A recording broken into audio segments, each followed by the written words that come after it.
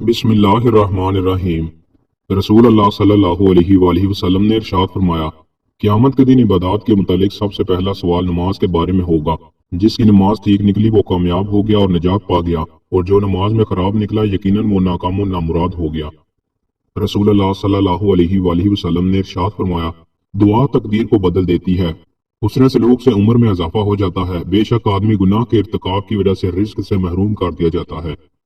رسول اللہ صلی اللہ علیہ وآلہ وسلم نے ارشاد فرمایا، جس نے قرآن پڑھا اور اس کی تعلیم دی اور اس پر عمل کیا، اس کو قیامت کے دن نور کا تاج پہنایا جائے گا، جس کی روشنی سورج کی روشنی کی طرح ہوگی، اور اس کے والدین کو دو لباس پہنائے جائیں گے جن کی قیمت پوری دنیا بھی نہیں ہو سکتی۔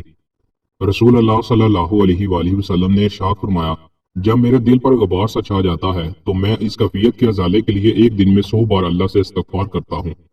رسول اللہ صلی اللہ علیہ وآلہ وسلم نے ارشاد فرمایا، کسی نے نیکی کی نیت کی لیکن اس نیکی کا وقوع نہیں ہوا، تب بھی ایک نیکی لکھ دی جاتی ہے۔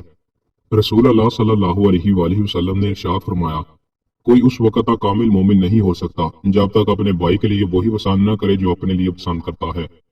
رسول اللہ صلی اللہ علیہ وآلہ وسلم نے ارشاد فرمایا، اللہ تعالیٰ اس بندہ مومن کو پسند کرتا ہے جو آزمائش میں مبتلا ہونے کے بعد توبہ کر لے۔